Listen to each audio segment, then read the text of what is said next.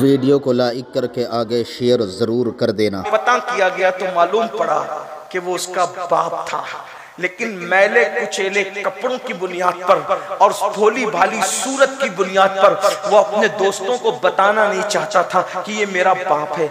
इतने बदबख्ती पे लोग उतर आते हैं। अल्लाह अकबर। सुनो, अब मैंने नमाज की फजीलत बयान की ना, ये भी बुजुर्गों ने फरमाया जिससे माँ बाप नाराज हो जाते हैं अल्लाह उसकी नमाजें भी उसके मुंह पे मार देता, यानी नमाजें भी उनकी कबूल नहीं होती जिससे माँ बाप नाराज हो, जो माँ बाप का दिल दुखा। इसका मतलब यह है कि मस्जिद जाने से पहले माँ बाप का चेहरा देखो। माँ बाप नाराज है कि खुश, बल्कि एक मियार दिया, एक थर्मामीटर दिया, एक चेक करने का तरीका दिया। एक सहाबी ने पूछा, या रसूल अल्लाह सल्लल्लाहु अलैहि वसल्लम, हुजूर ये बताएं कि हमें ये पता नहीं चलता ना कि अल्लाह हमसे राजी है कि नाराज है, क्योंकि अल्लाह नजर नहीं आता, अल्लाह से बात नहीं हो सकती, अल्लाह दिखाई नहीं देता, फिर कैसे पता करे कि वो राजी है कि नाराज है। मेरे आका ने फरमाया, घर जा और देख तेरे माँ बाप तुझसे राजी है कि नाराज है। अगर माँ बाप राजी है तो अल्लाह भी राजी है, और माँ बाप नाराज है तो अल्लाह भी नाराज। देख लो, मेयार दिया। और आजकल के नौजवान बच्चे खास तौर पे पसंद की शादी के मामले को लेकर, और बेटियां खास तौर पे माँ बाप का बहुत दिल दुखा रहे, माँ बाप को बहुत तकलीफ पहुंच। मैं समझता हूं कि 60% लड़के और लड़कियों का मसला है कि वो पसंद की शादी के मामले में माँ बाप का दिल दुखाते, नाराज करते। मैंने एक वीडियो देखी, क्लिप, एक बेटी पुलिस स्टेशन में बैठी है, बाप उसके हाथ जोड़ के कह रहा है, मेरी बेटी में घर चल, अपने घर चल के बात करेंगे तो उसको भूत सवार है, किसी मुनकिर इस्लाम के साथ, किसी मुशरिक के साथ शादी, वो आने को तैयार। बहुत सारी बेटियां तो पुलिस स्टेशन में ये कह देती है कि हम इनको पहचानते नहीं कि हमारे माँ बाप हैं। मैं हिफ्ज़ मा तक़द्दुम के तहत, यानी जैसे बीमारी से पहले वैक्सीन लगती है, उसी वैक्सीन के तहत ये बात अपने जवानों को और अपनी बेटियों को बताना चाहता हूँ। मेरी कौम की बेटियों, माँ बाप का दिल दुखाकर जब सजदे में बाहर नहीं आ सकती, तो माँ बाप का दिल दुखाकर शादी में कैसे बाहर आ सकती? माँ बाप का दिल दुखा के जब हज नहीं हो सकता कबूल अल्लाह की बारगाह में, तो शादी में खुशियां कैसे मिलती है? जिंदगी में जब भी तुम अपने माँ बाप का दिल दुखाओगे तो दुनिया में अल्लाह तुमसे खुशी छीन लेगा, कभी तुम्हें खुशी नहीं देगा। माँ बाप का दिल दुखाने वाले दर दर के भिखारी बनते हैं, उनका बुढ़ापा बड़ा दर्दनाक आता है। माँ बाप का दिल दुखाने वाला कभी किसी से राहत नहीं पाता, कभी किसी से सुकून नहीं पाता। याद रखना, सब लुटाना पड़े लुटा दो, मगर कभी माँ बाप का दिल मत दुखाना, इसलिए कि जो माँ बाप का दिल दुखाता है अल्लाह उसको दुनिया ही में जलील करके जिल्लत की मौत अता करता है। और ये भी सुन लो, जो माँ बाप का दिल दुखाता है मरते वक्त उसकी जबान पे कभी कलमे तैयबा जारी नहीं होता। हम तो देख रहे हैं ना, इस दुनिया में रोजाना अलग शहर जाते हैं, हजारों लोगों से मुलाकात होती है, मगर अल्लाह अकबर, बड़ी माजरत के साथ दुनियादार तो दुनियादार, कुछ लोग दीनदार कहला कर भी आज माँ बाप की वो इज्जत नहीं कर पा रहे हैं जैसी इज्जत करने का उनका हक था। कुछ लोग क्या समझते हैं, रोटी कपड़ा मकान माँ बाप को दे दो, बहुत बड़ा तीर मार लिया।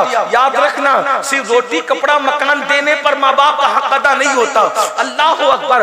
याद रखना, माँ बाप को जब तक अपना आका ना मानो दिल से और खुद को उनका गुलाम ना मानो, उस वक्त तक बात नहीं बनती। इमाम अहले सुन्नत सैयदी आला हजरत, जिनके मसलक का हम नारा लगाते हैं, जिनका नाम हमारे मसलक की पहचान है, हक्कानियत की पहचान है, वो इमाम अहले सुन्नत आला हजरत रहमतुल्लाह अलैह लिखते हैं कि जब अपने माँ बाप से बात करने का वक्त आए, अभी सिर्फ बात की बात हो रही, बात करने का वक्त आए तो डायरेक्ट मत बात शुरू किया करो।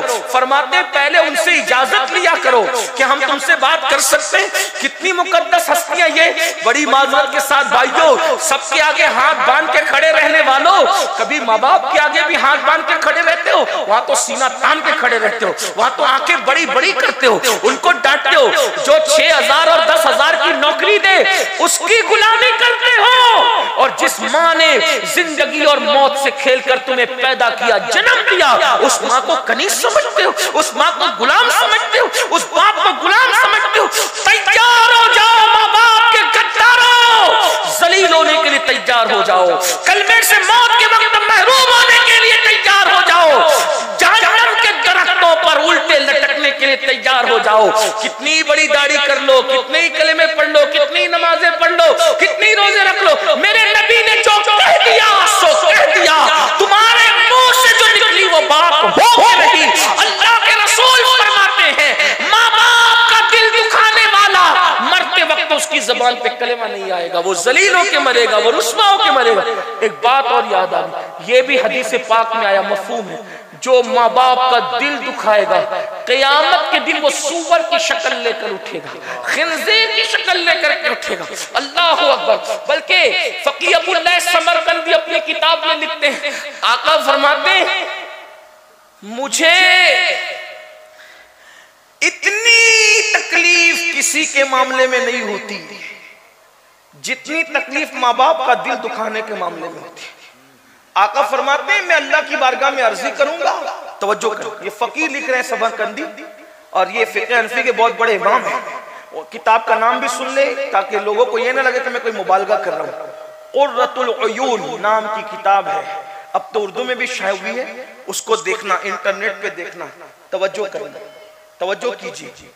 आका फरमाते हैं मैं अल्लाह की बारगाह में माँ बाप के गुस्ताख, नाफरमान और गद्दारों के लिए सिफारिश करूंगा, सजदा करूंगा अर्श के नीचे। अल्लाह फरमाएगा महबूब आप उनके लिए तकलीफ मत कीजिए। तवज्जो करो, अल्लाह के रसूल को अल्लाह कहेगा महबूब आप उनके लिए सिफारिश ना करें, आप तकलीफ ना फरमाएं। आका फरमाते हैं फिर मैं सजदे से सर उठाऊंगा और मैं जन्नत में रहूंगा तो मैं वो माँ बाप के गद्दार और नाफरमान भुला दिए जाएंगे, मुझसे भुला दी जाएंगे। क्योंकि अल्लाह पाक फरमाता है कि हम आपको नहीं भुलाएंगे मगर जो चाहेंगे भुला देंगे, जिसमें हिकमत होगी भुला दिया। हुजूर फरमाते हैं कि मेरे ज़हन से वो भुला दिए जाएंगे, फिर बहुत अरसे के बाद मुझे वो याद आएंगे, फिर मैं सजदा करके अल्लाह से कहूंगा मौला वो माँ बाप की जो नाफरमान थी, नाफरमानी करते तो उन्हें बख्श दे। अल्लाह फरमाएगा महबूब तुम इस मामले में जहमत मत करो, तकलीफ नहीं करो, मैं मफहूम पेश कर। दूसरी बार भी हबीब को रोका जाएगा महबूब तवज्जो करिए, गौर फरमाइए, मुसलमानों किस रास्ते जा रहे हो मेरे जवानों? मुंबई में काम करने जाते हो, कलकत्ता में काम करने जाते हो, दिल्ली में काम करने जाते हो, सऊदी और दुबई और यमन कहाँ का काम करने जाते हो। इधर तुम्हारे माँ बाप इंतजार करते हैं कि मेरे बेटे का खैरियत का फोन तो आए। लोग खैरियत का फोन भी नहीं करते अपने माँ बाप।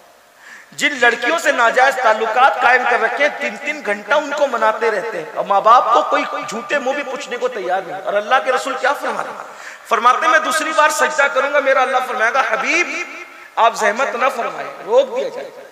हालांकि इसमें अरबी अल्फाज हुजूर अलैहि सलाम ने कुछ और फरमाए, मैं बहुत अदब के बाद दायरे में उसका सिर्फ मफहूम पेश कर रहा हूँ। फिर आका फरमाते तीसरी बार में वो याद आएंगे, फिर मैं सजदा करूंगा, मैं अल्लाह की बारगाह में अर्ज करूंगा मौला उनके माँ बाप मुझे बता दे, ये जो नाफरमान लोग हैं उनके माँ बाप मुझे बता दे तो मैं उनको मना लूं। आका को यानी अपने माँ बाप से ज्यादा हुजूर हमसे प्यार करते हैं। माँ बाप नाराज होकर बैठे जन्नत में और नाफरमान जहन्नम में, और आका 3 बार सिफारिश कर चुके और अल्लाह पाक अपने हबीब को रोक रहा है कि महबूब अभी आप मुझे सिफारिश न करें। हत्ता के तीसरी मर्तबा जब सिफारिश करके आका फरमाए अर्ज करेंगे मौला इनके माँ बाप को बता दे मैं इनसे मुलाकात करके उनको मना लूं, तो अल्लाह पाक माँ बाप से मिलाएगा और फिर आका फरमाते मैं उनके माँ बाप को लूंगा और साथ में ले करके कहूंगा देखो तो सही तुम्हारे बच्चों का हाल क्या है, उनको माफ करो। वो कहेंगे हुजूर उन्होंने हमें बहुत सताया, हम नहीं माफ करते। आका फरमाते अल्लाह इनको बता दो ये जहन्नम के अंदर इनको दिखा कि इनके बच्चों का क्या हाल है, तो वो देखेंगे कि जहन्नम के दरख्तों में लटके हुए उनको बगैर आंख के, बगैर कान के, बगैर मुंह के फरिश्ते अजाब दे रहे हैं और उनकी चीखें निकल रही है, वो आहो बुका कर रहे हैं, तो वो माँ बाप भी रो पड़ेंगे।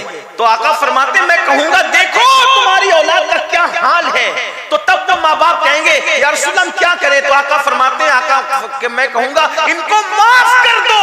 इधर माँ बाप माफ करेंगे, उधर मैं अर्ज करूंगा मौला माँ बाप ने माफ कर दिया अब तो भी माफ कर दे, तो अल्लाह ताला तब उनको माफ फरमाएगा और उनको जहन्नम से निकाल करके जन्नत में दाखिल किया जाए। गौर फरमाए आका फरमाते जितनी अजियत मुझे माँ बाप के नाफरमानों से होती है या हुई है उतनी अजियत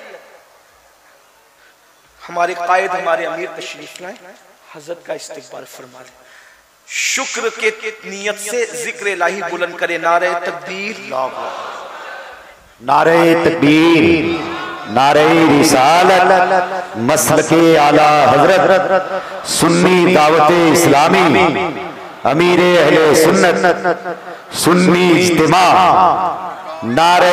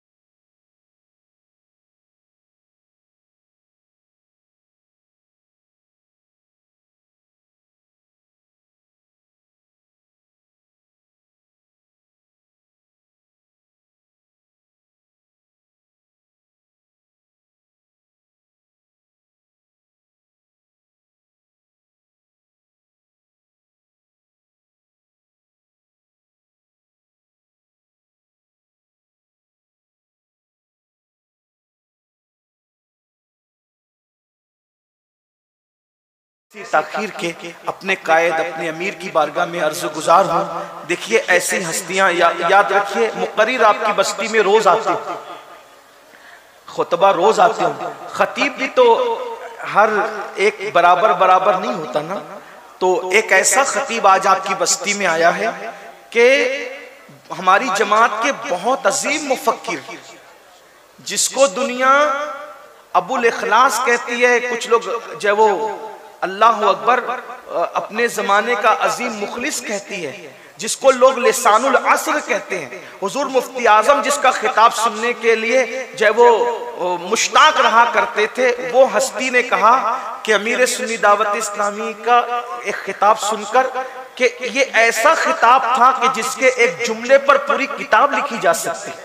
यानी कि अगर हम लोग जो छोटे लोग हैं ये कोई बात करें तो सूरज को चिराग दिखाना है, लेकिन हमारी जमात का ऐसा मुफक्किर जिसको लोग लिसानुल अस्र कहते हो, वो हस्ती जिसके खिताब की तारीफ करे, कुरान की आयतों से मुज़य्यन जिसकी गुफ्तगू होती है, एक जो वो बदमज़हब जमात का शख्स औरंगाबाद की सरजमीन पर हजरत की खिताब को सुनने के बाद। वीडियो अगर अच्छा लगा हो तो लाइक करके सवाब की नीयत से अपने दोस्तों के साथ ज़रूर शेयर कर देना, ताकि वो भी इस वीडियो को सुन कर के जो है अपनी ज़िंदगी में कुछ सीख सकें और दूसरों को सिखा सकें और गुनाहों से बच सकें और अल्लाह रब्बुल इज़्ज़त की इबादत कर सकें। क्योंकि अल्हम्दुलिल्लाह सैयद अमीनुल क़ादिरी साहब अपनी वीडियो के अंदर बहुत कुछ अच्छा अल्लाह के फ़ज़ल से सिखाते हैं और लोग अल्हम्दुलिल्लाह सीखते हैं।